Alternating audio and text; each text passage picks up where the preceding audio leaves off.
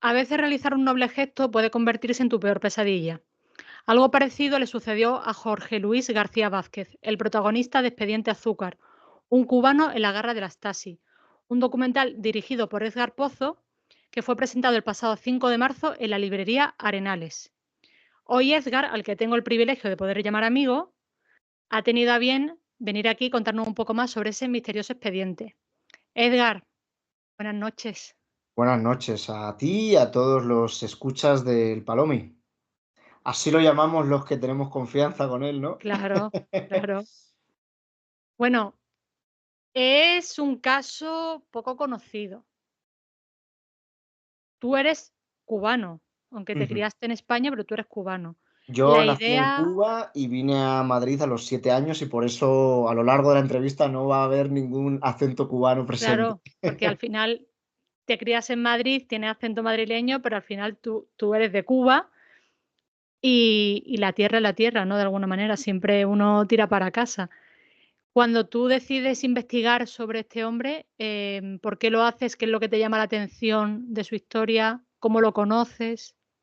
Bueno, es una historia como todo lo que rodea un poco a la vida de Jorge Luis García Vázquez, un poco a la vida del protagonista del documental. Fue de película, fue de película. Yo tengo el placer de tener como amigo a Hamlet Labastida, que es un artista plástico cubano internacional que desde hace 15, 20 años ha llevado a cabo una obra plástica, una obra pictórica, crítica con el régimen cubano, con la dictadura cubana, donde pues él hace uso de la estética del realismo socialista pues para un poco pues criticar qué ha desembocado pues todo aquello, especialmente los países que se han mantenido fieles al sistema soviético como es Cuba y un poco ponía un espejo delante de esos sistemas, ¿no? Pero bueno, en cualquier caso, era un artista incómodo para el gobierno cubano y él vivía en ese momento en Alemania y yo también estaba en ese momento viviendo en Alemania. Y la cosa es que nos hicimos amigos, tal, y en un momento determinado, este amigo mío, Hamlet Labastida, regresa a Cuba a visitar a su familia, a ver a sus amigos, etcétera. Y en el momento en el que pisa Cuba, es inmediatamente arrestado y llevado a Villamarista, que es el presidio político por excelencia en Cuba, es donde están, pues, donde pasan las personas que son condenadas por delitos contra la seguridad del Estado, así llamados, ¿no? Y entonces, eso fue en agosto, en julio de 2021, perdón, en junio de 2021. A partir de ahí, durante todo el verano del año 2021, empezó una campaña de eh, diversos museos, diversas galerías, porque estamos hablando de alguien que ya había expuesto, que ya había sido un artista internacionalmente reconocido, pues para su liberación. Y sus amigos de Alemania organizamos una misa, o más bien fuimos llamados a una misa que se iba a celebrar tanto por Hamlet como por los presos políticos cubanos que había en ese momento. Acababan de suceder en Cuba unas protestas muy fuertes, las más importantes en la historia del castrismo, que fueron las protestas del 11 de julio de 2021, y vimos que se había organizado una misa por los derechos humanos allí en Berlín. Lo cual ya, una misa por los derechos humanos en Cuba, lo cual era algo bastante llamativo, ¿no? Porque era, ¿por qué se iba a organizar una misa por los presos políticos cubanos allá en Berlín? Pero bueno, ahí estaba y ahí fuimos, ¿no? Y estamos hablando de una misa con gente de las protestas contra el régimen de Honecker y contra el sistema de la RDA que habían estado en primera línea en las protestas pacíficas de 1989 que finalmente desembocaron en la caída del muro de Berlín y posteriormente la reunificación alemana. Estábamos con ese tipo de personas que ya habían envejecido, ya había pasado 35 años desde aquello, pero estaban ahí presentes con nosotros. Y de pronto nos enteramos de que el que había organizado todo eso había sido un cubano. Y nosotros estamos, pero un cubano así del exilio, de ahora, tal. No, no, no. Un cubano que había vivido en la RDA, que había sido preso en la RDA y que además había tenido problemas con la Stasi. Y ese había sido uno de los principales mediadores además con el gobierno alemán, para que se hiciera presión para la liberación de Hamlet y otros presos políticos cubanos, ¿no? Y a partir de ahí, pues me quedé con la copla de, hay un cubano que estuvo preso en Alemania del Este en los años 80. Quiero conocer más de este hombre. Pedí su contacto, a partir de otras personas, otros amigos me lo pasaron, y bueno, la historia se pone todavía mejor. Este hombre no solamente es un activista a favor de los derechos humanos, sino que es su trabajo, es como guía turístico, llevando a la gente, a los visitantes, a la cárcel donde él fue torturado por la Stasi allá por 1987. Y entonces seguí investigando y me enteré de que ese es un programa de reconciliación que tiene el gobierno alemán, donde las personas que sufrieron la represión política ahora administran las cárceles donde fueron reprimidos, que han sido reconvertidas a museos. Y hacen tours a estudiantes, a visitantes, todo eso, ¿no? Pero es muy interesante porque son personas que, como su trabajo día tras día en la semana, se levantan, se duchan, se lavan los dientes, tal, y vuelven a tomar un bus o van en coche al sitio donde probablemente pasaron el peor momento de sus vidas. Y eso es una cosa que dije, pues esto es increíble. Esto, al principio pensé, ¿cómo no hay una película sobre esto? Y bueno, eso lo iremos viendo a lo largo de la entrevista. He llegado a entender por qué no hay una película sobre esto. Para él, para Jorge, volver allí cada día no implica revivir un trauma, porque al final él fue sometido a torturas de todo tipo, y fue bastante duro la experiencia para él, porque cree que él cuando es detenido no llegaba a los 30 años.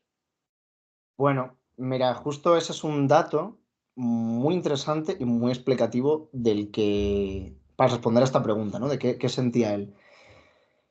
Él, sobre todo, junto con otros muchos que están allí, afronta esa parte de su vida y ese trabajo que hacen de cara a los demás de una forma más didáctica, más historiográfica. Para ellos, ir ahí, pisar ese sitio todos los días, en el fondo consiste más en una labor de enseñanza a las nuevas generaciones de qué es lo que significa estar y vivir en una dictadura, al fin y al cabo, ¿no?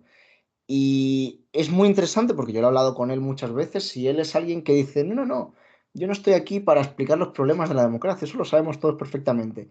Pero sí que hay mucha gente, en Alemania por supuesto y en Europa, que no conoce lo que fue una dictadura. Bueno, nosotros estamos aquí para explicarlo. Esa labor didáctica, esa labor de enseñanza, de un poco además de guiar a los demás hacia, pues, irlos adentrando poco a poco en ese abismo, supera todo el dolor o todos los recuerdos traumáticos que haya podido ocasionar esa experiencia. Y sobre lo de la edad que me preguntabas, Jorge Luis es el único cubano en ese sitio. Yo tuve la suerte de rodar allí.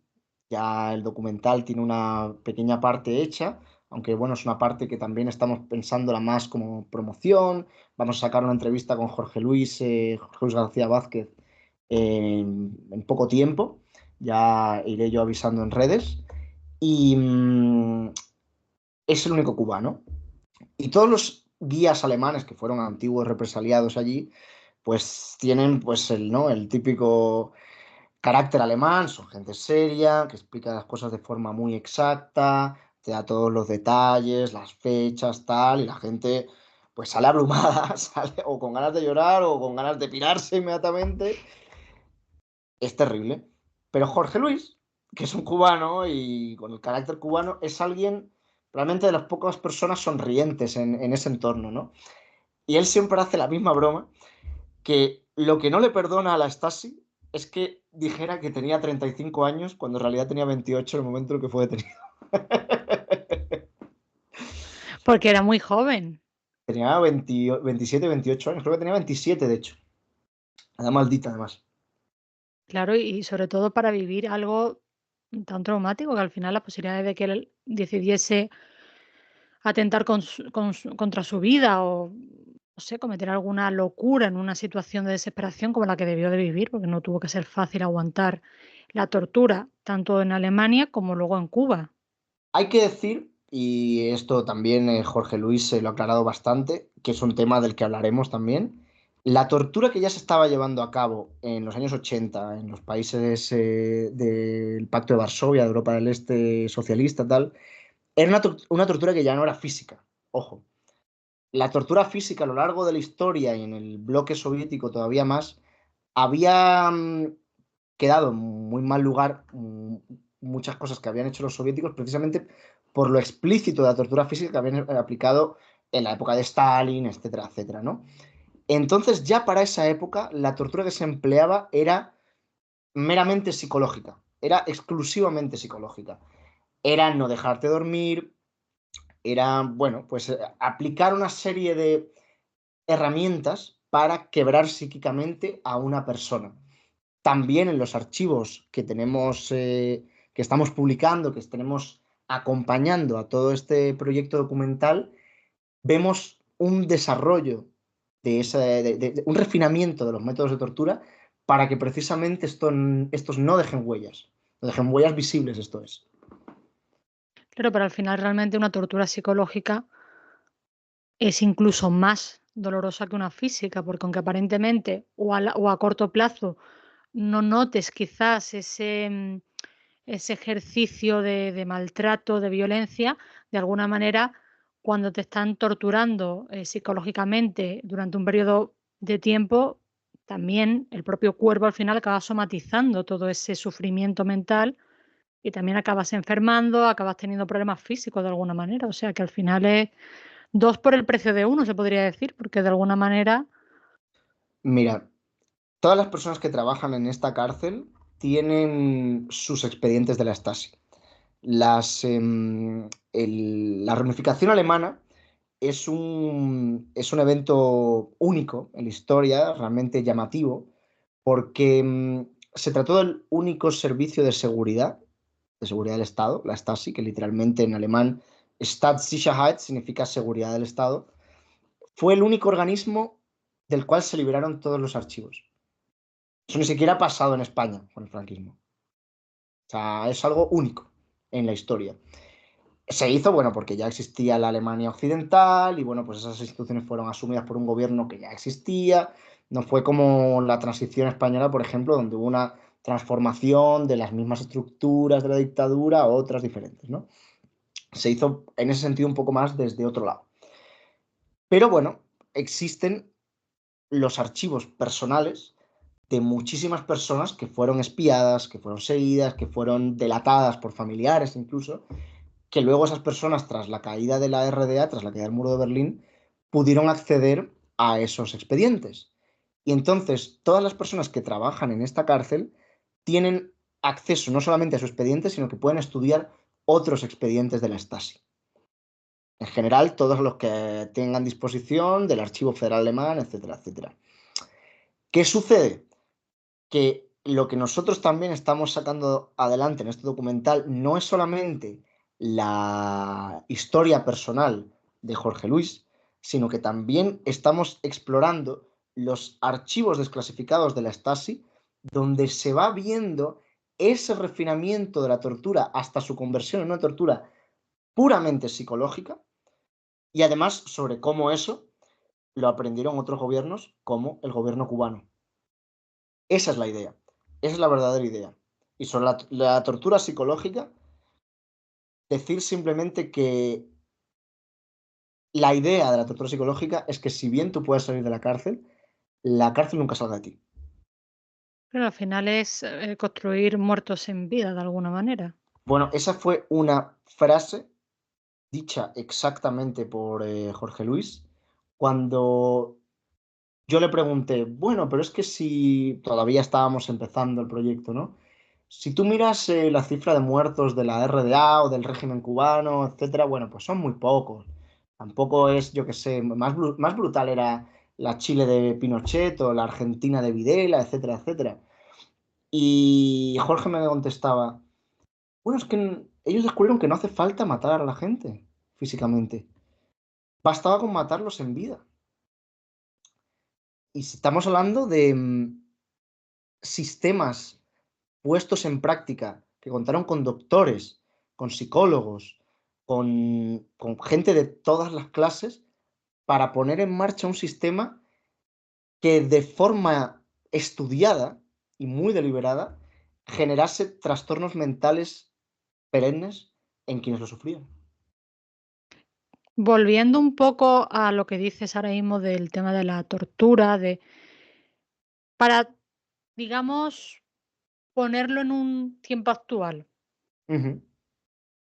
¿Crees que ese funcionamiento de aprendizaje, de refinamiento, de crear un sistema en el cual con doctores, con psicólogos, se acabe generando trastornos mentales en las personas, se podría aplicar, salvando muchísimo las distancias, porque obviamente no tiene nada que ver, pero se podría aplicar, por tu risa creo que sabes por dónde voy, se podría aplicar a ese concepto de redes sociales, de tener alienada a la población, de tenerla controlada mentalmente, de generar de alguna manera un conjunto, una masa completamente, em, digamos, despojada de cualquier pensamiento crítico, sentido crítico de cara a productos de mercado, sistemas de gobierno, política, etcétera.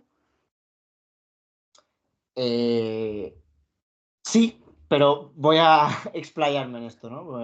No es para menos. Lo primero es que cuando uno hace un documental, un proyecto cinematográfico en general, me parece, pero específicamente un documental, lo primero que uno debe intentar es que lo que está contando no resulte demasiado abstracto, demasiado lejano. A mí no me resulta nada atractivo el hecho de pronto poner aquí un material fílmico para que la gente aprendiera historia de la RDA o del el bloque del Este, que a mí me apasiona, personalmente. Yo amo la historia contemporánea. Pero no es eso lo que vamos a hacer en Expediente Azúcar. Expediente Azúcar es más, se trata de dar un estilo cinematográfico de alguna manera paranoico, esquizofrénico, donde no sepamos realmente qué es cierto, qué es falso, cosas que alguna vez nos parecieron obras de ficción o cine de ciencia ficción, de pronto vemos en archivos que realmente han sucedido. Por ejemplo, en los archivos cubanos, de los cuales yo te daré algunas copias de algunos que han sido liberados y tal, han sido liberados estos por la Stasi, no por el gobierno cubano, em, hay ciertas cosas, ciertos datos que permiten, por ejemplo, sospechar, hay indicios de que en Cuba se han usado armas sónicas, armas de ondas sónicas que han provocado daños neurológicos en personas y que además ni siquiera los habría aplicado Cuba. Fueron aplicados en Cuba. ¿Quién los aplicó? Bueno, todo indica que fue Rusia, ¿no? Ya los archivos hablarán por sí mismos, ¿no? Cuando vayamos sacándolos junto con el documental, etcétera, etcétera. Pero cosas que nos parecían con ese término que tanto daño o tan insultante o tan, eh,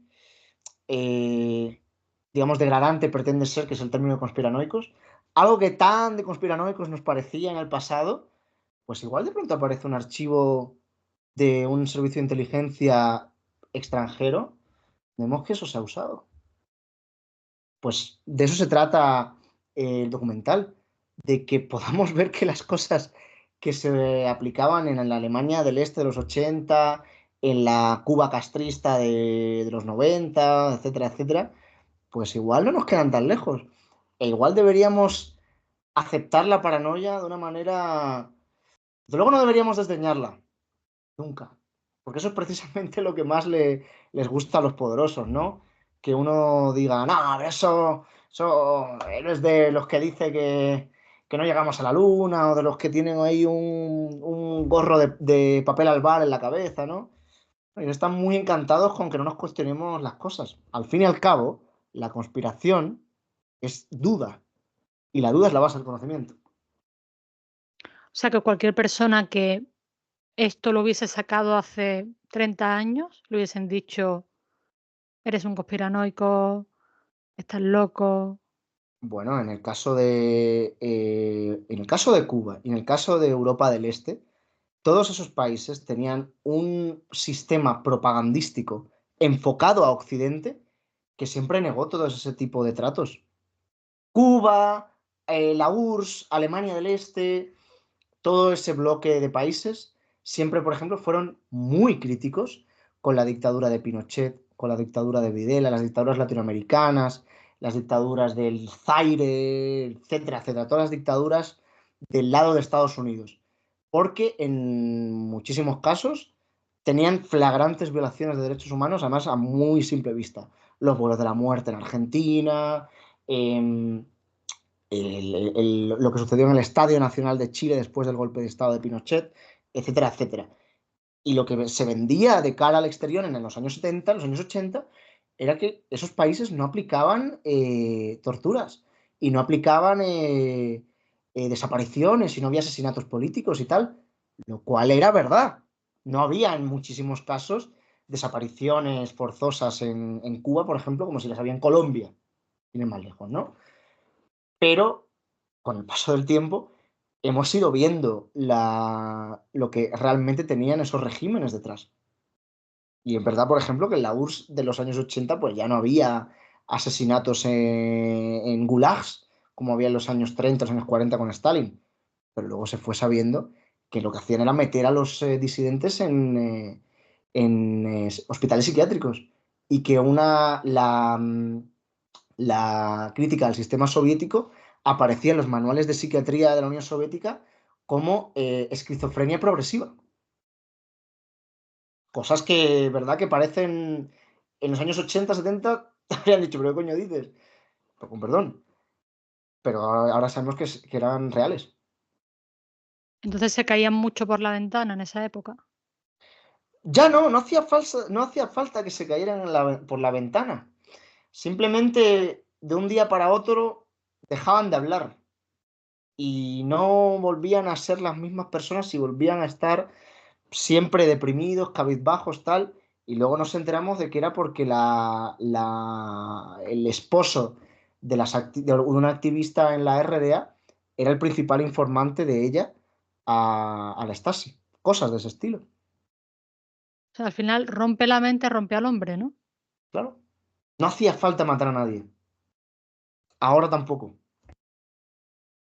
Pero fíjate que yo creo que ahora no son tan refinados. Creo que han vuelto un poco a los orígenes de todo.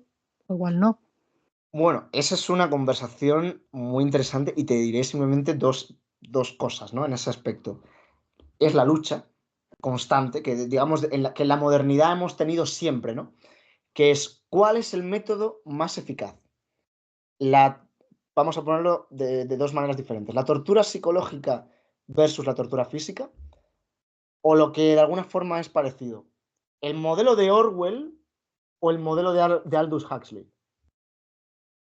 En el sistema soviético, en los sistemas del siglo XX, el que se aplicó fue claramente el modelo de Orwell. Aplicado, digamos, con violencia física o sin ella. El modelo de Huxley, lo que precisamente pregonaba el bueno de Aldous hace ya casi 100 años, ¿verdad? En 2032, es precisamente que todos los deseos materiales más inmediatos estén cumplidos y que sea en base a eso que no se produzca un cuestionamiento del sistema. Pero cuando en nuestro sistema tiene que aplicar la fuerza, me la aplica, ¿eh? No, no se trata de una cuestión lejana, los archivos del Stasi, en absoluto. ¿Y crees que pueden volver con más fuerza o directamente es que nunca se fueron? Bueno, eso es una cuestión que podremos responder en el futuro, ¿no? ¿Qué cosas de estos archivos de los países, de los antiguos países comunistas y tal, qué cosas de esos métodos de tortura psicológica fueron aprendidos en secreto por nuestros gobiernos y la han utilizado de alguna forma u otra? Vamos a poner un caso claro. los crímenes de guerra de Japón en China. Japón en China hizo los casos más aberrantes de experimentación humana de la historia. ¿Y qué sucede? Gracias, o entre comillas, a causa de tales experimentos, sabemos que un 70% del cuerpo humano es agua, a causa de la experimentación japonesa sobre los chinos. ¿Qué sucedió cuando Japón se rindió ante Estados Unidos tras la bomba atómica? Estados Unidos perdonó a todos los japoneses que habían hecho experimentación humana con chinos, a cambio de toda la información que habéis recabado, nos la vamos a quedar nosotros bajo llave. Me has puesto la que, pregunta en bandeja. pensar que eso nos ¿Occidente pasa a día de hoy es una ingenuidad. Perdona, dime. y Occidente también lo aplicó? Bueno, eso yo no tengo las herramientas para responderlo. ¿Qué es lo que le diría la razón? Me parece que a cualquier persona que no quiera pecar de ingenuidad, pues que sí. Pero bueno, las pruebas de eso no lo tengo. Entonces Las pruebas que tenemos son las de los países del pasado ya. la información de Japón y China a día de hoy la tiene Estados Unidos bajo llave. Eso es comprobable. Es la Brigada 731, si no me equivoco, 731.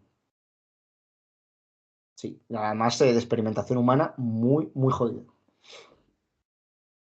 Curioso. Curioso y terrorífico. Sí, sí, bueno, eso es un Curioso y poco terrorífico. que sepas un poco el tono que yo quiero darle al documental, que eso ya se lo he comentado a muchas personas en Petit Comité y etcétera. Me gustaría que, además de ser algo didáctico, por supuesto, donde todos pudiéramos ver que ese peligro no solamente puede llegar, sino que igual ni siquiera se ha ido nunca. La idea es que empezaran a poner datos y más datos y más y más y más de archivo, de especulación, de indicios y que todo sea tan fuerte para el espectador que cuando este salga o del cine, si se llega a estrenar en cines, aunque yo lo veo más como algo de alguna plataforma, ya veremos, ¿no? Como qué suerte, ¿no? Qué suerte reparte Dios a cada uno, ¿no? Pero que el espectador pudiera, o sea, se sintiera al terminar de verlo como si hubiera pasado una montaña rusa de información por encima de él. Que no tuviera ni siquiera tiempo de conectar con sus emociones y de esa manera no pudiera ponerse triste. Porque precisamente todo hubiera sido tan rápido y tan alocado que además eso, ni siquiera lo deprimiera, porque a mí no me interesa tampoco que la gente, no me interesa poner a la gente a llorar. De hecho, si pudiera, con algunas cosas de este tipo de temas, me gustaría hasta ponerlas a reír, porque la gente con la que yo he trabajado en las cárceles de Alemania del Este son gente que al recordar su historia, en algunos casos intentan hasta hacer bromas, utilizan eso como mecanismo de defensa del horror. Pues algo así también es lo que yo quisiera. Al final, de alguna manera, naturalizar el dolor o entregar el sacrificio de otros para aprender o para al menos tener esa información de lo que hubo. Aprender, estar alerta. Ujú. Un predicador. Bueno, ya sabes que Martin Scorsese decía que él de niño tenía la duda de si ser cura o ser director de cine, ¿no? Y dijo que después se había dado cuenta de que en realidad era lo mismo. ¿Tú sabes quién estuvo en un seminario de niños? Claro, claro, él era muy católico, muy practicante, sí, sí, en No, Nueva no, York. digo, otro personaje que estuvo en un seminario Ah, de ¿quién? Stalin. Sí, Y cuando le dijo a su madre, ¿te acuerdas del zar? Ahora soy yo el zar, le dijo la madre. Te tendrías que haber quedado en el seminario. sí, sí. Conozco al menos, sí, sí, Curioso, es cuanto menos. elocuente la Curioso, anécdota. cuanto menos. Bueno, vamos a entrar un poquito en situación, porque claro, sabemos que Jorge fue detenido, sabemos que fue torturado, pero lo que no sabemos es su historia anterior. Jorge trabajaba para la República de Cuba como ministro del Interior en el exterior, No, como traductor del como Ministerio del Interior. traductor del Ministerio del Interior en el exterior. Ujú. Un personaje que perfectamente podría estar en una película de David Lynch, con Bueno, ese tú término de imagínate lo absurdo que resulta que alguien esté trabajando en el exterior en el Ministerio del Interior. Claro, y encima como traductor. Sí, sí, además. ¿Qué Y sucede en ese caso? O bueno, coméntame si quieres poner algo más claro, en él contexto. él es enviado en una misión internacionalista a la Alemania del Este. Ujú, eso es. Y allí comienza a escalar dentro del ámbito de la órbita de la Stasi. Bueno, en realidad él estaba en lo que es el Ministerio del Interior de la República de Cuba. Te pongo esto en contexto. El Ministerio del Interior de la República de Cuba Ujú, es el organismo del gobierno cubano que ujú. tiene dentro de sí la Dirección para la Seguridad del Estado. Por la razón por la que había gente del Ministerio del Interior que se encontraban fuera es precisamente porque la seguridad del Estado cubana estaba informándose sobre métodos de represión que aplicaban países extranjeros. En este caso, la RDA, o también lo hacían con la Unión Soviética, ¿no? Y él era traductor de ese ministerio. Al principio, cuando pues, tú eres traductor del ministerio, no, eso no te compromete ni políticamente, ni tienes que hacer mal a nadie, etcétera, etcétera. Pero a medida que vas escalando, es como un pacto de sangre. Tienes que mojarte. Tienes que tener mierda como el resto. Tienes que delatar a alguien. Entonces, él, en un momento en el que no quería convertirse en un delator, se le presenta una decisión moral, un momento decisivo de su vida, donde otro cubano que estaba en la RDA le pide ayuda para cruzar el muro de Berlín. En ese momento, lo que tendría que haber hecho, según las reglas del ministerio, hubiera sido delatarlo lo antes posible. Pero en vez de eso decidió ayudarle. El otro cubano cruzó con facilidad, o sea, con su ayuda, pero a Jorge le pilló la Stasi. Lo llevaron a la prisión, que por cierto la prisión es la prisión de Hohenschönhausen en Berlín. Ya lo escribiremos, que el alemán no siempre ayuda con la pronunciación. Pero lo llevan ahí, luego lo llevan a La Habana, efectivamente, y después lo liberan. En realidad no está mucho tiempo en prisión, ¿eh? Él está como unas 2 semanas, no está mucho tiempo. Claro, es que fueron 2 semanas de tortura para que confesara algo, pero hay gente que tuvo muchas peores experiencias, ¿no? Y entonces, esa fue la causa oficial de su arresto, porque además había contactado a algunos diplomáticos norteamericanos para ayudar a cruzar a este cubano, etcétera, etcétera. Lo típico, ¿no? En un sitio, pues se va a hacer una vista gorda, pasa en este momento, cruza por aquí y tal. Pero lo que es sorpresivo o sorprendente es que estuviera tan poquito tiempo habiendo hecho algo así. Bueno, con el paso del tiempo, de esto no hay pruebas, pero de nuevo es un indicio. Todo indica que esta persona que cruzó el muro, que por cierto nunca más volvió a tener comunicación con Jorge, nunca más, se le intentó contactar, nunca apareció, nunca dio señales de vida. Es muy posible que hubiera sido un señuelo del Ministerio del Interior de Cuba para probar su lealtad y que en realidad el crimen por el que estuvo encarcelado fuera incluso ficticio, ¿no? Eso son todo, digamos, especulaciones, pero hay gente, me consta que hay gente en el Ministerio del Interior de Cuba que confirma que ese tipo de prácticas se hacían en los años 80. Entonces, realmente al final se convirtió en un conejillo de Indias de un poco la misión que él iba a tener allí, porque al final el objetivo era sacar información, recuperar información de esos métodos de tortura y al final él fue el conejillo de India con el que se probó absolutamente todo. Ujú. Es una forma de verlo. Sí, es un poco lo que pasó. ¿Se llegó a arrepentir alguna vez de haber ayudado a ese compatriota cubano? Bueno, no lo creo. No lo creo porque eso precisamente es lo que de alguna forma mantuvo su alma, entre comillas, pura, ¿no? O sea, si no hubiera hecho eso, se hubiera convertido en un delator. Y una vez que uno se convierte en un delator, empieza una una manera de vivir muy oscura, muy desgraciada. Te conviertes en una persona que de alguna manera, y eso es un poco lo que pretendían estos regímenes, ojo, en Cuba de alguna manera, para ser alguien, y como era la antigua Alemania del Este, para crecer profesionalmente, para tener reconocimiento en tus talentos, en tu trabajo, tenías que tú darle un poquillo, hablar un poquito con esta persona del comité o con esta persona del partido. Y estaba hecha para que de llegar la revolución o la contestación en algún momento, te pudieran decir, no, tampoco estás limpio, así que no me vengas ahora a decir nada.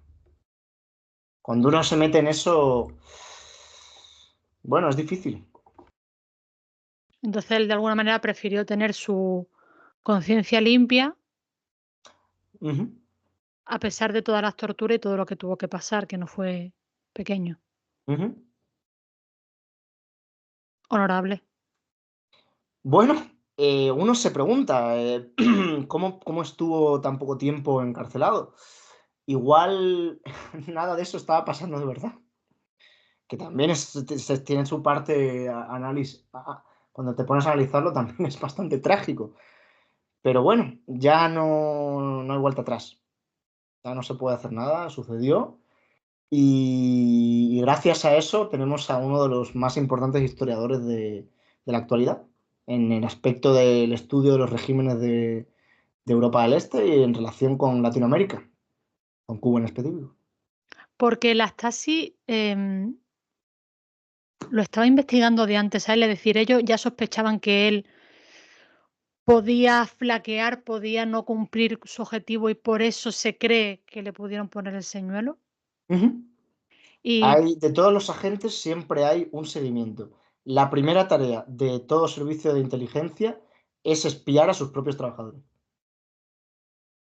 ¿Y por qué esa desconfianza hacia él que le hizo pensar que él podía Era una cosa fallar? sistemática. En todos los servicios de inteligencia, también en la CIA, también en el CNI, imagino, seguramente, se espía a las personas que son los espías.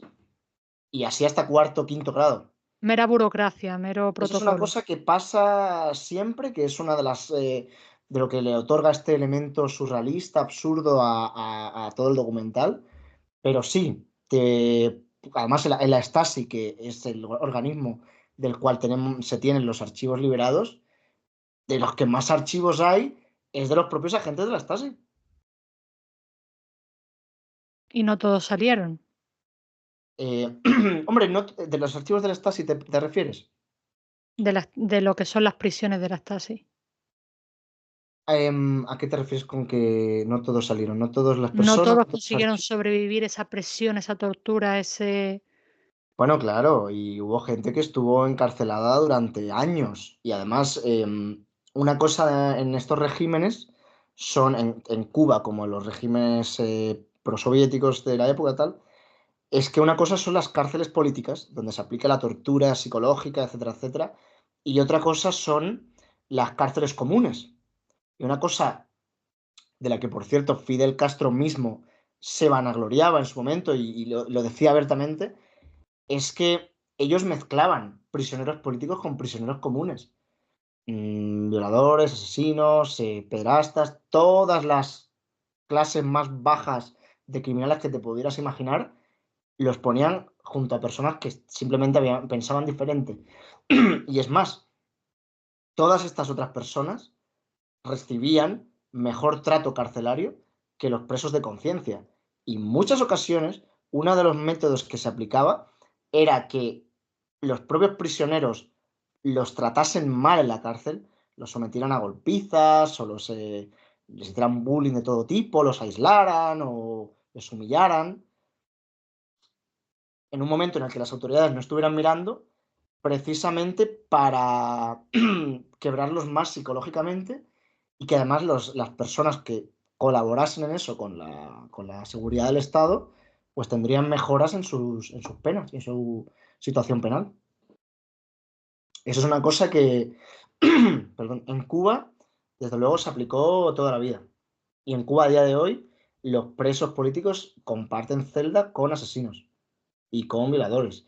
Y eso es algo, por ejemplo, que en España sería impensable. Los presos de ETA, por ejemplo, siempre estuvieron separados y como los viera un preso común, imagínate tú la que se liaba, además la que se liaba para la dirección de la cárcel, ahí está la película de Celda 211 y tal. Pero eso en esos regímenes era el pan de cada día.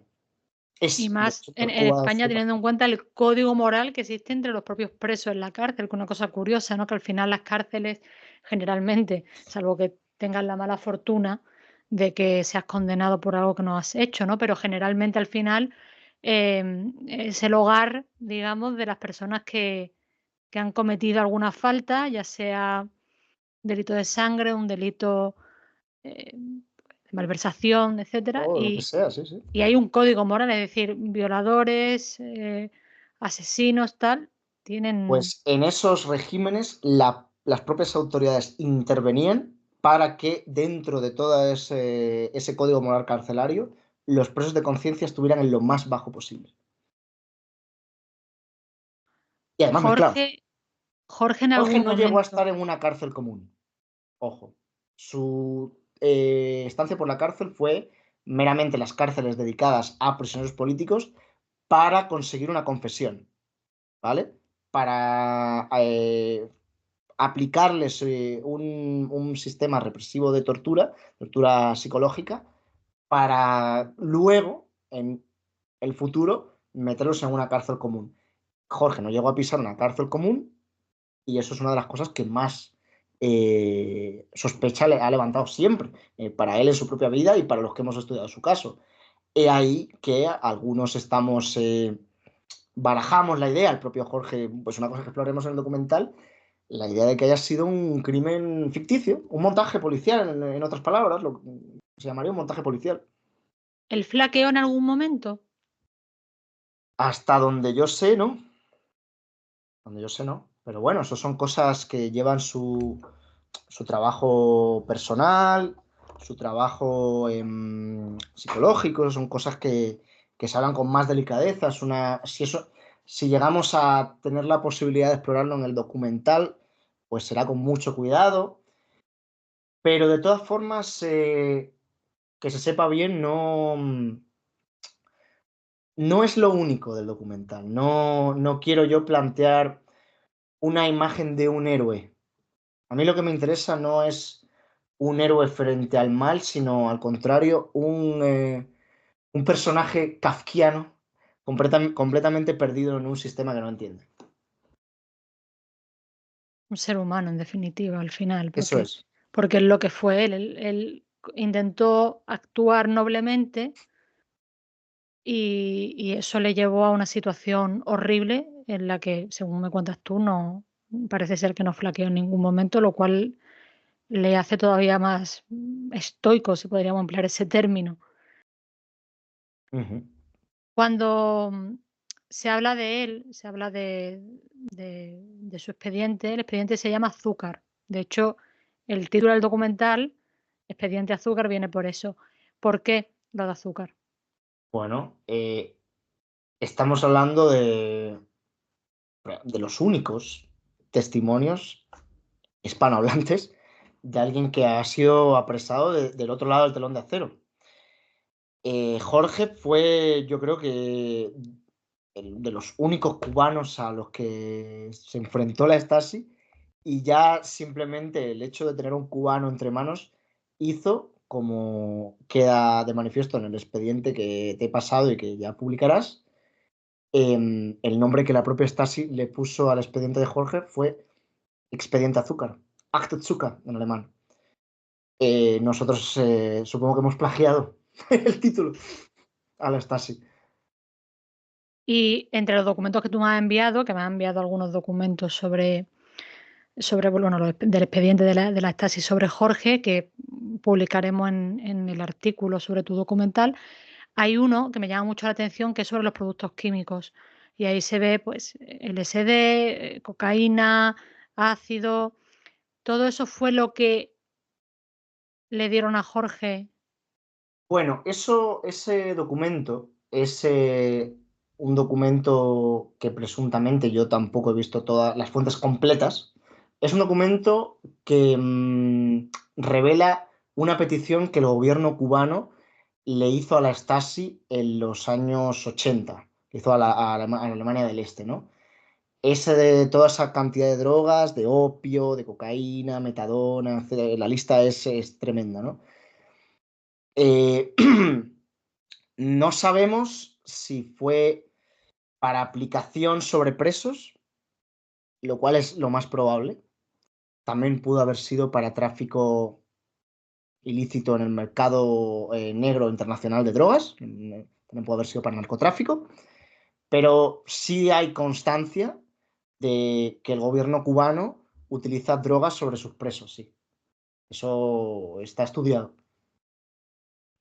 Porque él cuando abandona Alemania Ujú. va a Cuba, a una prisión en Cuba, y él mismo dice que le tenían miedo al gobierno cubano que al gobierno de la República Democrática Alemana, puesto que, claro, al final él era un traidor a su nación. Por tanto, el delito era aún mayor, si cabe. ¿Qué Claro. relación tiene actualmente Jorge con Cuba? Bueno, Jorge pertenece al número cada vez más grande de cubanos que no pueden regresar a Cuba. ¿Y la Probablemente ni echa de siquiera menos? yo mismo pueda. ¿Y la echa de menos? Sí, sobre todo en Alemania, cuando hablamos de un país con una cultura tan distante, donde hay mucho menos sol, donde la gente es menos amable. Esto es menos abierta, ¿no?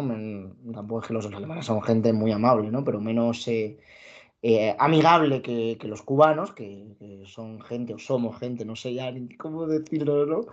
Que somos gente, pues quizá con una mayor facilidad para hablar con una persona extraña, etcétera, etcétera.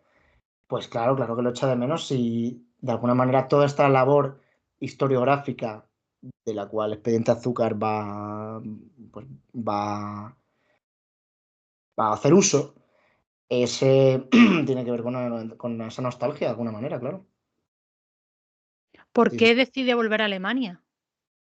Bueno, en ese caso se trata de que fue bueno, él se casó con una mujer alemana, etcétera, etcétera, mientras estaba en Cuba, y de alguna manera fue el país con el que tuvo más afinidad para encontrar asilo, y finalmente fue el primer país posible, y ahí se quedó. Ahí ejerció Y su labor de actualmente periodista. vive Y en... actualmente él vive en Berlín.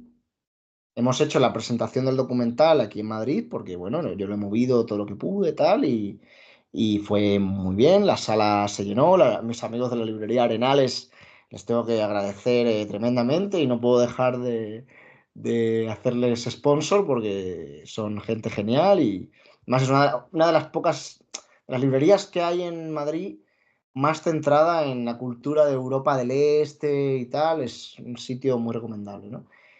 Y bueno, él se desplazó, pero él vive en Berlín y está casado con una mujer pues de allí y todo eso, ¿no? O sea, que realmente al final ha desarrollado su vida entre los dos países que lo torturaron.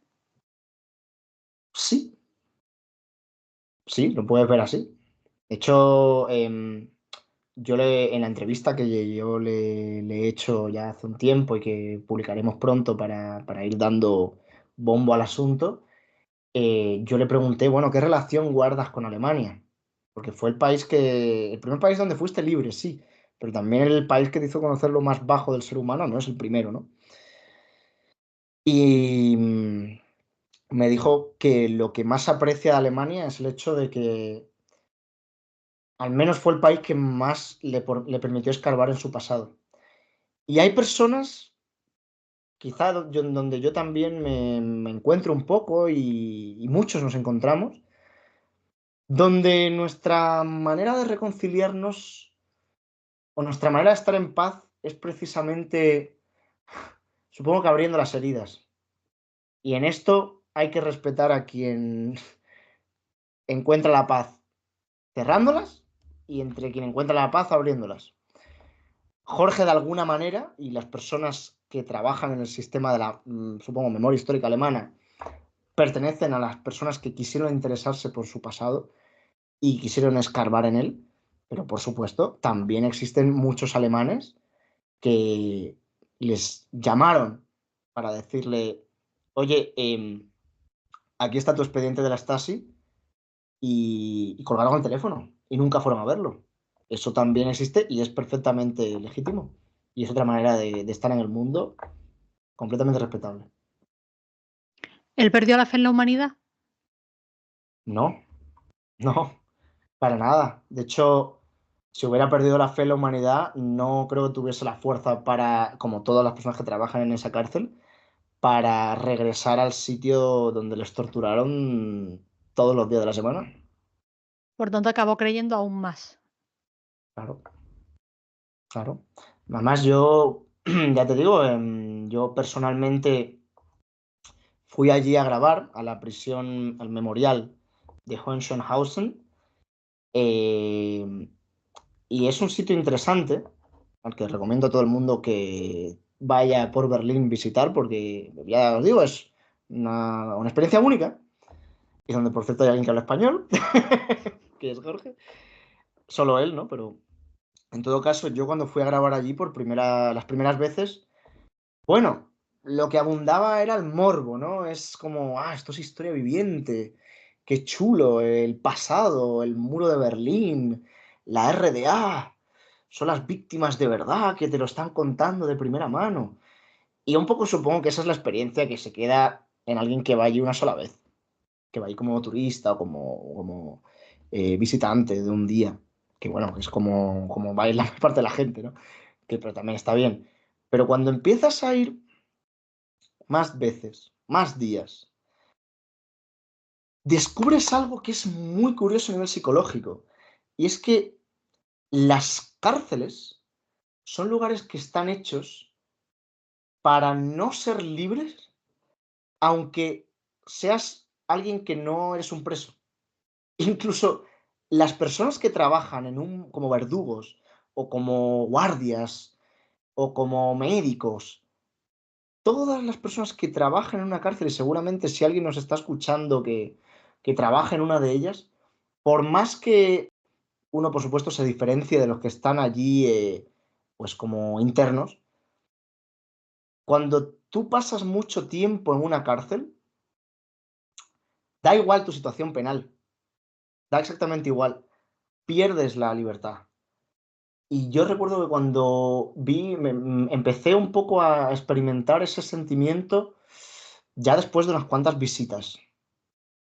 Y recuerdo que fue en la visita de un alemán, en la guía turística de un alemán, estaba ahí explicándonos en alemán, etcétera, etcétera.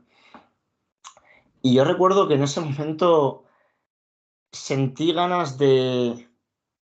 Creo que eran como tres sensaciones simultáneas, que eran llorar, vomitar e irme inmediatamente. Sentí el impulso de hacer las tres cosas a la vez y, bueno, me quedé a escucharle, ¿no? El resto de la visita, lo que tenía que decir, ¿no? Pero ya te digo, estar en una cárcel es algo muy duro. Y más como Y preso. además, en el caso de estas personas, no estaban allí con, digamos, una rutina de, bueno, te despiertas, tienes desayuno, sales al patio, luego ellos estaban siendo torturados permanentemente. ¿Quieres saber un dato especialmente escalofriante sobre la tortura Por psicológica que supuesto. explicaban ellos, que utilizaban ahí? En el sistema represivo de Alemania del Este, ojo con esto, llegó a la conclusión de que era más efectivo que los prisioneros vieran la luz del día, aunque fuera 5 minutos al día, que no la vieran. Más efectivos. Estamos hablando de que no querían que estuvieran bien, sino que confesaran y dieran información. O sea, es una tortura más efectiva a nivel psicológico que te saquen a ver el solecito o la luz natural, al menos un poquito, caminar, dar unos pasitos con un tipo con una AK-47 arriba, pero ver la luz ambiental, a no verla. Porque si no la veías te volvías loco demasiado rápido y no dabas la información que ellos querían. Al final querían tener que ellos tuviesen contacto con lo más similar a la libertad. Al final, el aire fresco, la luz del día, es lo más cerca que puede estar un preso de la libertad, ¿no?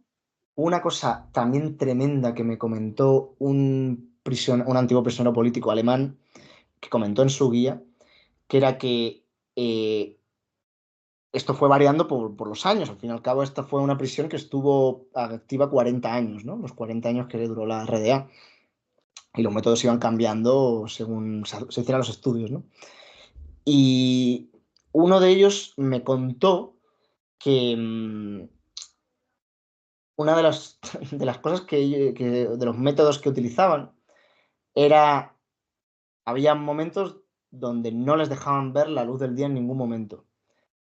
Y lo que hacían era que hacían los interrogatorios de día con el interrogador de la Stasi a contraluz, tapándoles el sol y con ellos recibiendo una pequeña porción de rayos solares, pero donde vieran al interrogador de la Stasi casi como algo, como una aparición religiosa, ¿no? Como este hombre es la luz. Ah, tienes que contarle todo y saldrás de aquí. Pues ese tipo de cosas, ¿no? Al final, un pulso con su mente. Con tu psicología, la cual, te digo, mi amigo Hamlet La Bastida, que por cierto, bueno, no quería dejar de decir que Hamlet forma parte de la colección permanente del Museo Reina Sofía. Ojo, Hamlet La Bastida, que bueno, es alguien con cuya ayuda yo he contado para el documental, etcétera, etcétera. Él era una persona que había estudiado en los archivos sacados a la luz por Jorge desde hacía años, mucho antes que yo, por supuesto, hace más de 10 años llevan estudiando estos archivos, porque estos archivos existen, ¿eh? Lo que pasa es que esto nadie lo ha buscado y no se ha hecho mucho hincapié. También ha habido mucha gente que no ha querido publicarlos, por lo que sea. Y mi amigo Hamlet conocía perfectamente los métodos de represión psicológica que utilizaban en Cuba.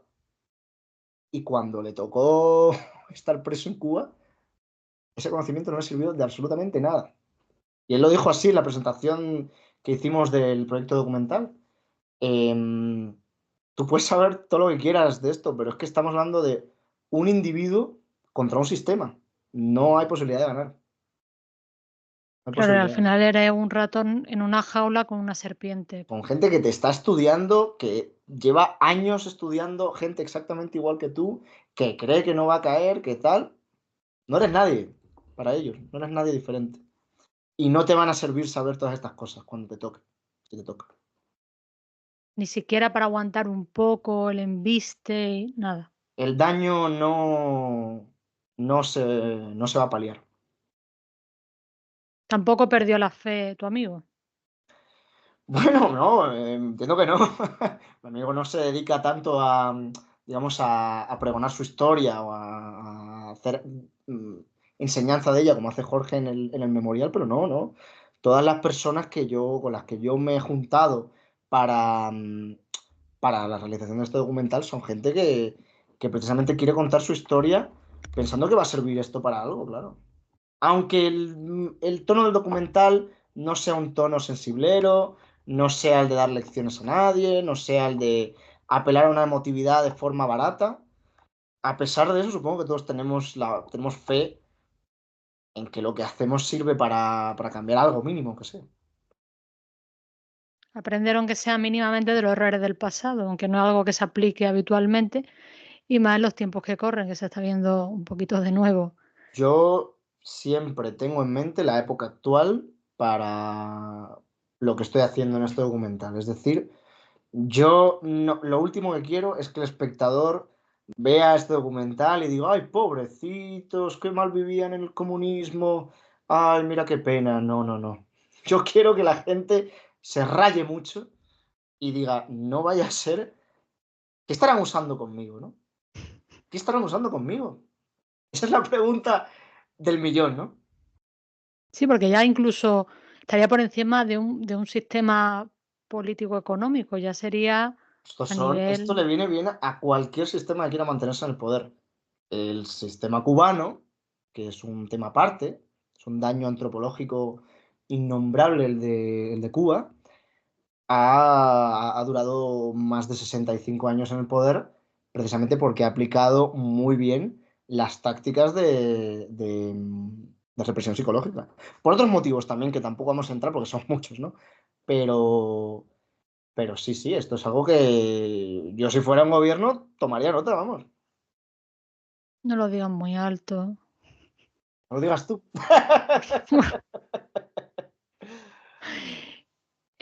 ¿Cómo vivió Jorge la caída del muro de Berlín? Bueno, Jorge estaba en Cuba cuando cayó el muro de Berlín. Ya había regresado, estaba en la época en la que, bueno, pues estaba siendo vigilado en Cuba, no le dejaban trabajar, etcétera, etcétera. Y en el año 89, pues había unos turistas alemanes, ¿no? En Cuba, al parecer, y uno dijo en alemán, el muro ha caído. Jorge, que era traductor de alemán, que es traductor de alemán, tal, lo entendió y le dijo, ¿cómo? ¿Cuántos muertos? Y el hombre así como que se quedó, no sé si está escuchando en la radio o algo así, y dice, bueno, hasta ahora ninguno. Y él le dijo, ha ocurrido un milagro. Y esa fue un poco la historia. Además, en Cuba nunca se informó demasiado bien sobre la caída del muro de Berlín, ¿no? Bueno, fue la primera vez que vieron que la historia no estaba de su lado, y etcétera, etcétera. Es una época, un momento también a estudiar. Como cubano debe de ser curioso explorar un poquito cómo el gobierno, cómo se informó en Cuba sobre la caída del muro de Berlín. Pero sí que recuerdo un discurso de Fidel Castro de diciembre del 89, recuerdo por haberlo escuchado después, no había nacido entonces, pero donde ya había pasado un mes la caída del muro de Berlín y ya muchos países de Europa del Este estaban avanzando en la transición hacia el capitalismo, etcétera, etcétera. La URSS tenía problemas también. Y Fidel Castro dijo algo así como, no voy a meter el acento castrista porque ya, pero dijo algo así como, nunca fue nuestra intención, pero si es necesario, seremos los que mantendremos vivos estos estandartes y los tomaremos sin vacilación, ¿no? Lo que quería decir, si tenemos que ser los últimos sobre el planeta que sigamos defendiendo esto, lo vamos a ser. Lo cumplió. Sí. Bueno, lo hizo cumplir, mejor dicho. Lo hizo cumplir. Sí. El proceso de documentación para el documental, ¿cómo ha sido? ¿Inicialmente lo hiciste desde España o directamente todo desde Alemania? Bueno, primero fue desde España.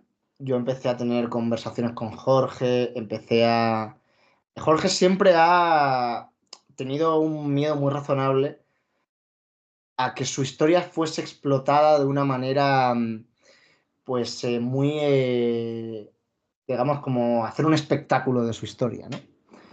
Y en fondo eso es un poco lo que ha sucedido hasta ahora, ¿eh?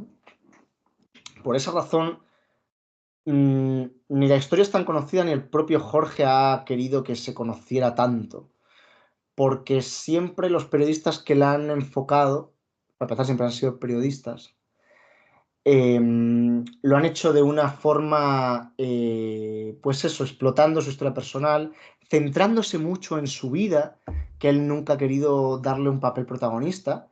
Él ha preferido siempre que se hable más de su obra, del trabajo historiográfico que ha podido ir desarrollando, de sus investigaciones sobre la tortura psicológica. Y yo fui quien quizá le dije, oye, Jorge, yo quiero eso mismo. Yo quiero exactamente lo mismo que tú en este aspecto. No te voy a mentir. Tu historia, digamos, es jugosa, es cinematográfica, lo que sea, tal. Tu historia va a ser una base de la historia. pero no va a ser toda la historia, porque lo que has sacado, y ya me preguntarás del asunto, ¿no? De qué ha descubierto Jorge en su investigación, es tan loco que de verdad en algunas cosas las que la propia historia de Jorge se queda atrás en cosas impresionantes. No te voy a decir todo lo que hemos encontrado en los archivos de la Stasi porque es una locura.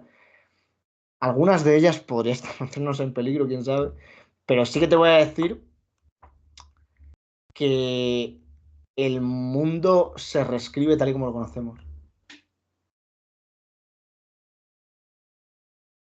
O sea que realmente Jorge, incluso investigando, puedo llegar a pensar, bueno, es que a mí lo que me pasó fue light al lado de lo que habrá aguantado Te voy tal a dar persona. una pequeña exclusiva en ese sentido.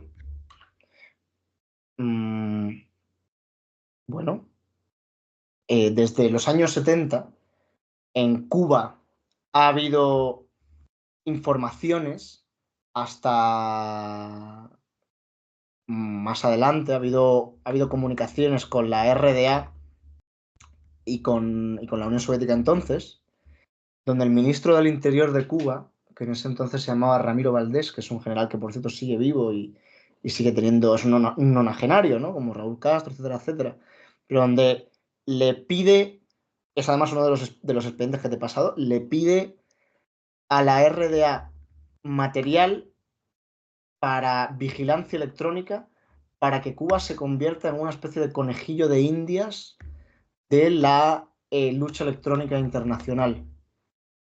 Eso fue derivando, indiciariamente, con el paso del tiempo, a un suceso completamente real y completamente estudiado que ocurrió en 2017, que es el síndrome de La Habana, donde varios diplomáticos estadounidenses en la recién abierta embajada de Estados Unidos después del deshielo con Obama, tal, eh, dijeron haber escuchado un pitido muy permanente, quizá no especialmente fuerte, pero un pitido muy constante, y que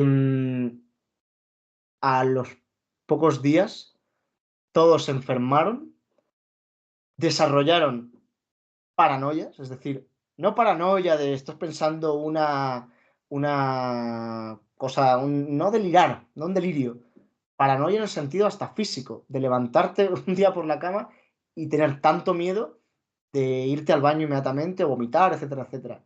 Y luego casos de personas que sufrieron derrames cerebrales a partir de ese pitido. Bueno, todos esos diplomáticos fueron traídos de vuelta a Estados Unidos y ningún médico fue capaz de identificar el mal del que sufrían a nivel médico.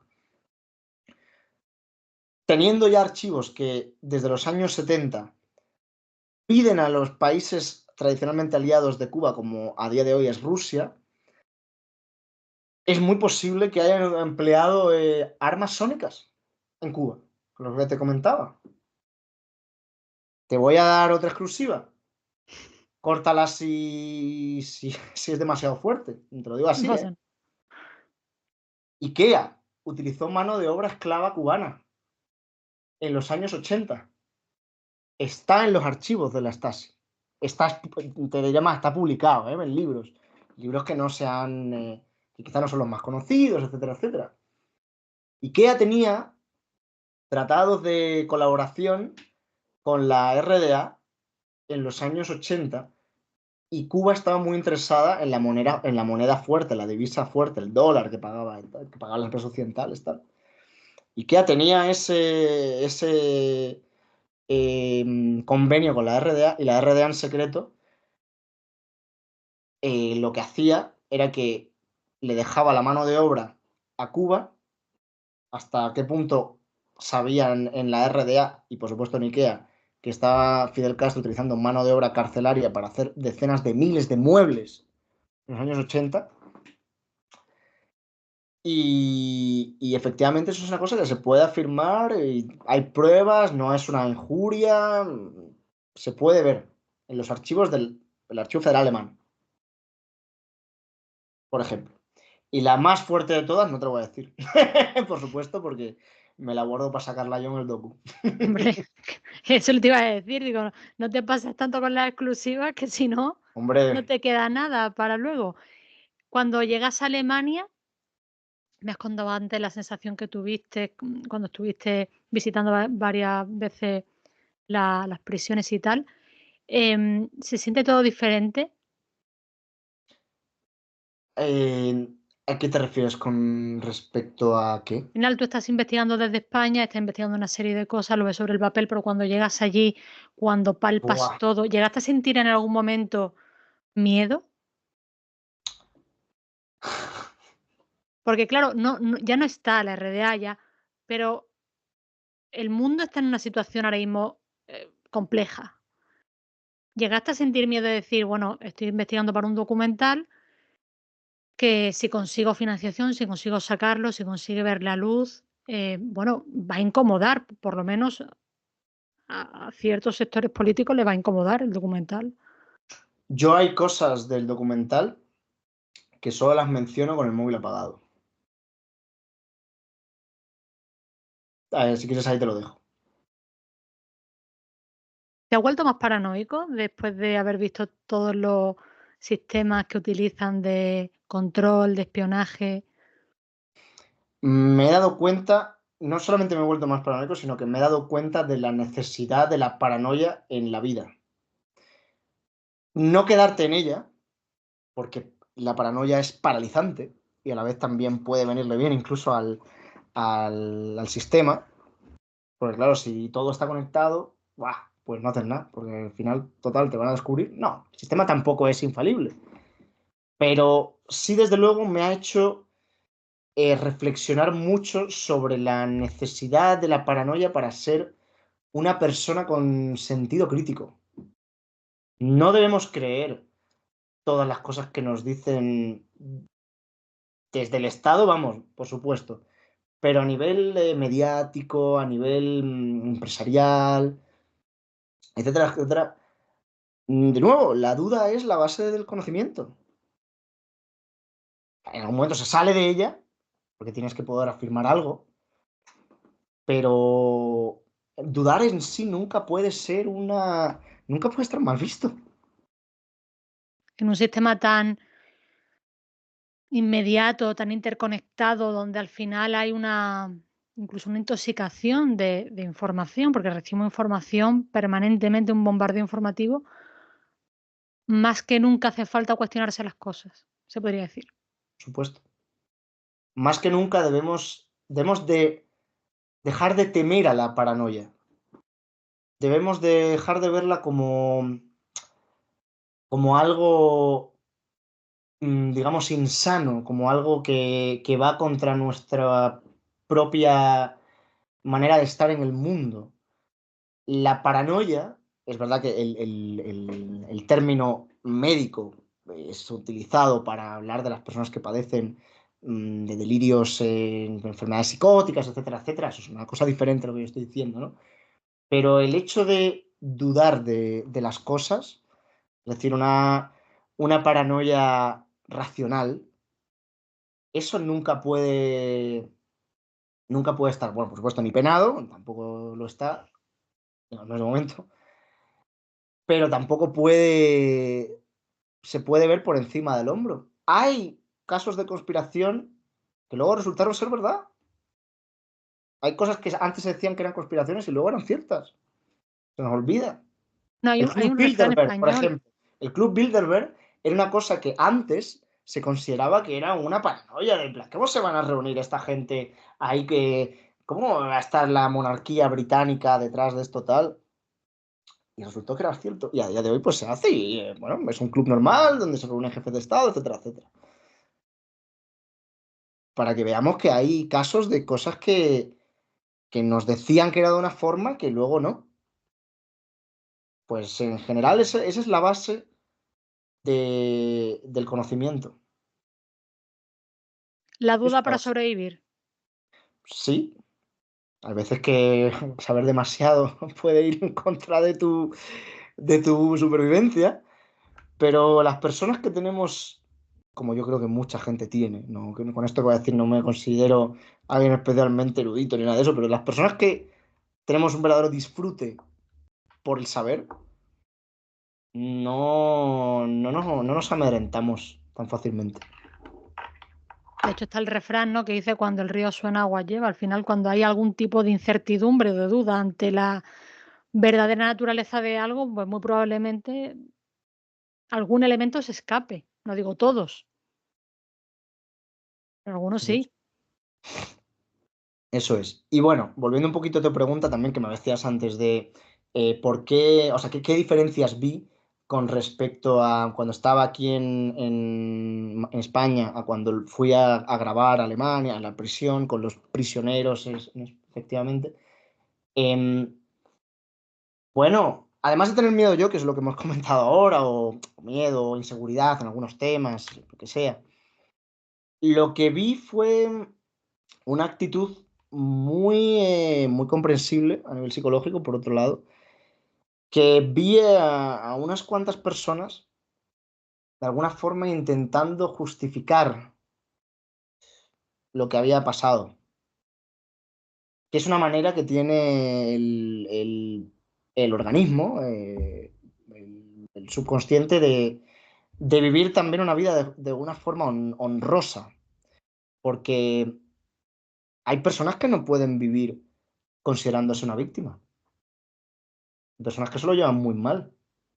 Y que para ellos eso es una espada de Damocles sobre, ¿sabes? O sea, hay personas que necesitan de alguna manera también reconciliarse con el sistema y bajar la gravedad de lo que les pasó para poder llevarlo bien, porque si no, en el fondo es como casi reconocer que te han incapacitado por lo que te hicieron.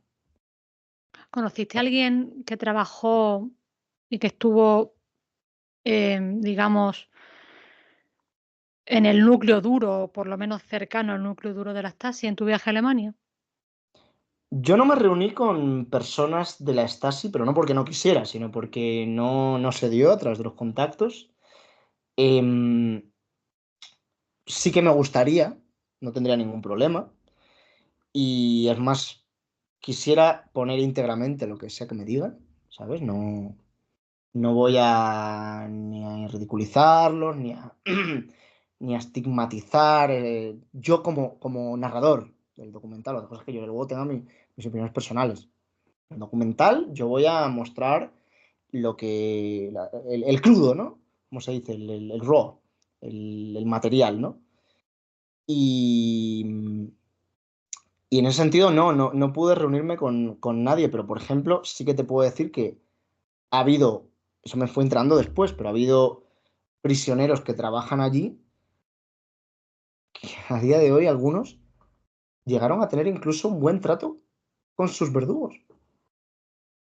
En serio, llegaron a quedar, a reunirse con ellos, a ser amigos. Esos casos existen. A día de hoy yo conozco un caso de un hombre que está escribiendo un libro con su verdugo, poniendo negro sobre blanco las perspectivas del uno y del otro. Pero tenían, quiero decir, tenían realmente alternativa a los verdugos. Al final, si tú eres un trabajador allí, tienes una familia, realmente tienes alternativa a no hacer determinadas cosas o Esa es una pregunta compleja. No sé si yo te puedo dar mi opinión, pero yo no puedo responder a eso. No lo sé. No he vivido en dictadura, viví en Cuba de niño, pero bueno, no tuve ninguna, digamos, no tuve ninguna idea, ninguna imagen. No tenía todavía la cabeza amueblada para entender qué era una cosa y qué era la otra, pero no. En pocas palabras, yo no lo sé. Pero sí que he conocido a gente, mucha, que, que sí que no lo hicieron. Entonces, posible es lo que te diría. Ahora bien, bueno, que cada uno juzgue si el hecho de que existan personas que no se convirtieron en cómplices del sistema, te permite o no tomar esa decisión. Eso es una pregunta muy complicada. No lo sé. La situación actual del mundo es muy difícil, es muy complicada. Se está hablando mucho de la Guerra Fría, de aquel tiempo. ¿Tú has podido hablar con Jorge sobre eso para saber un poco cómo vive él todo este cambio, ahora que se dice que está cambiando el orden mundial, que está cambiando de nuevo todo el mundo que conocíamos desde 1989? ¿Tú has podido hablar con Jorge sobre su visión, sobre si él realmente es tan fatalista en ese punto de vista como la gente actual? Bueno, Porque él lo vivió ujú. en primera mano, entonces. Bueno, en Alemania sucede Berlín, tú sabes que estaba en su momento y ahora está en el corazón de lo que era Alemania del Este. O sea, Berlín, si tú sales de la ciudad de Berlín, todo lo que hay ahí era la antigua RDA.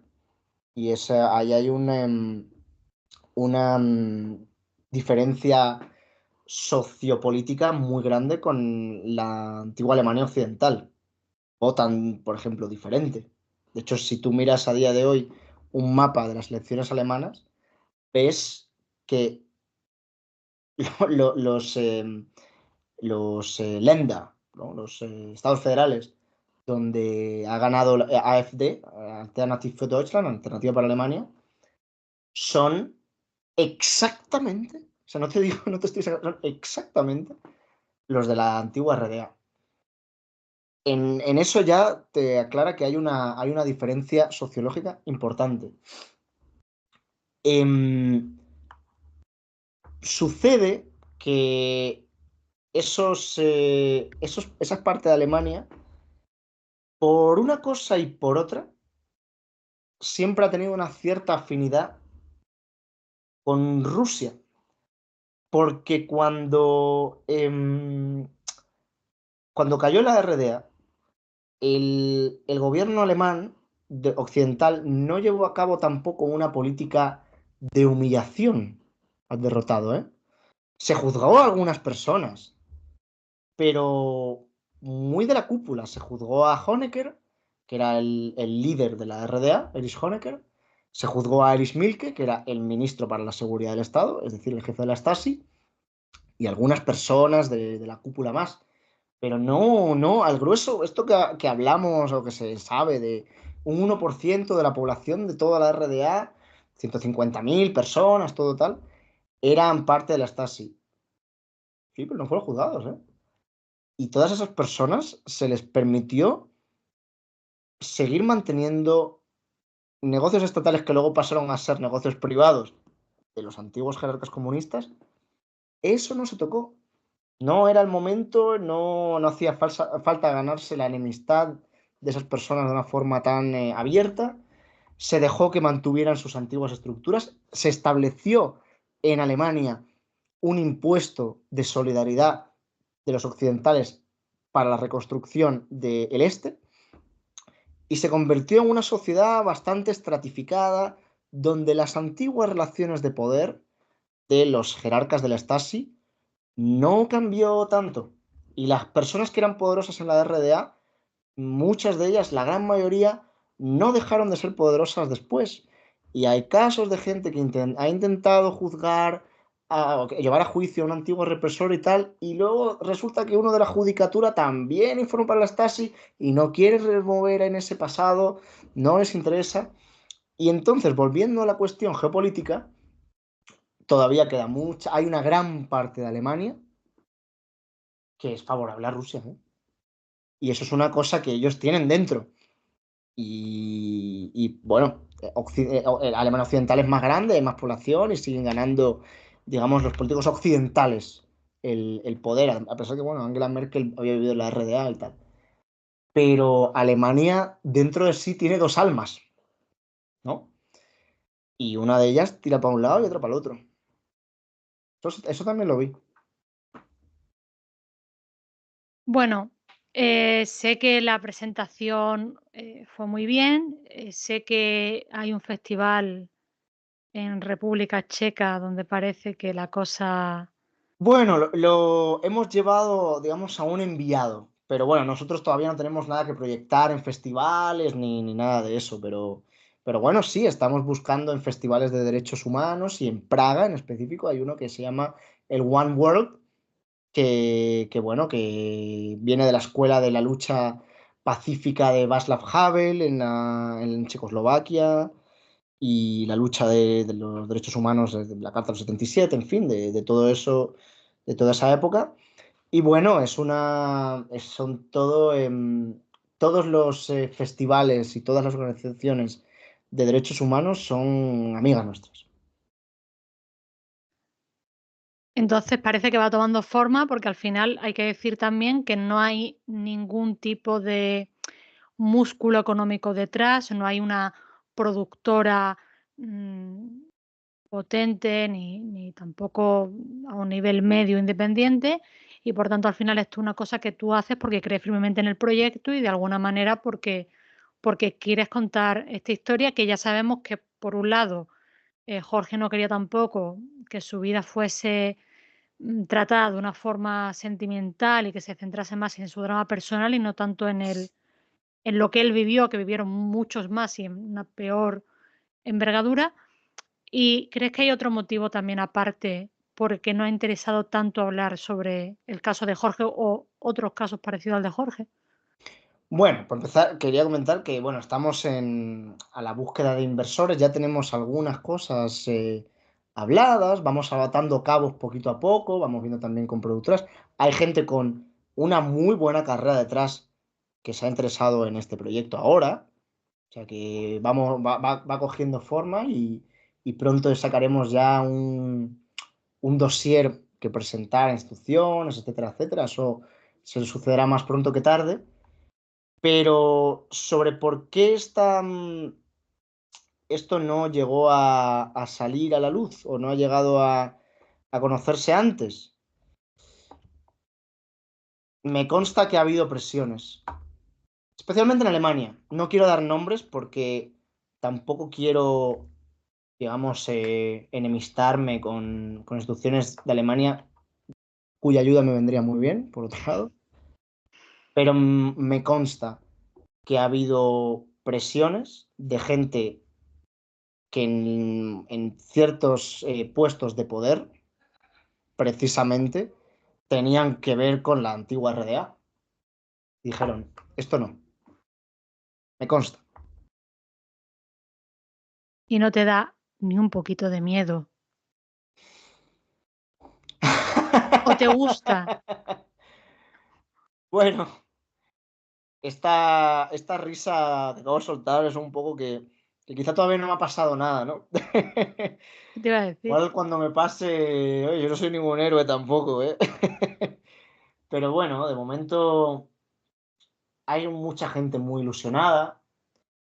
Eh, Tengo fe en que saldrá adelante y creo que en última instancia el bien triunfará sobre el mal. ¿Cómo Así que definirías el documental con una palabra? esquizofrénico, Esquizofrénico. sí. ¿Así acabaste después de documental? No todavía, menos. Pero casi, ¿no? Esquizofrénico en un sentido figurado, por favor, entiéndase. Esquizofrenia es algo muy jodido, pero eso, me gustaría que el documental, bueno, si lo hago yo, efectivamente, el tono que va a tener va a ser el de lo que es la definición de esquizofrenia, que es la incapacidad de distinguir entre la realidad y la ficción. Pues Edgar, muchísimas gracias. Esta entrevista va a ir acompañada de un pequeño artículo hablando sobre el proyecto. Muy bien, Cuando lo tengas, obviamente estás invitado a hacer otra entrevista y, por qué supuesto, bueno. también a que nos pases el documental para que podamos hacer una crítica de él. Veremos Crítica cuánto amable, queda. siempre amable. Ojalá, seréis los primeros, ya te digo. Y nada, y muchas gracias por prestarme tu tiempo, que sé que tenía el día bastante ocupado y bueno. Ha sido un placer hablar contigo y nosotros nos quedamos un poquito por aquí, pero bueno, para los que no estéis viendo, ya sabéis que irá acompañado un artículo que añadiremos a la descripción. Y nada, y muchísimas gracias. Siempre un placer estar con los amigos del Palomi.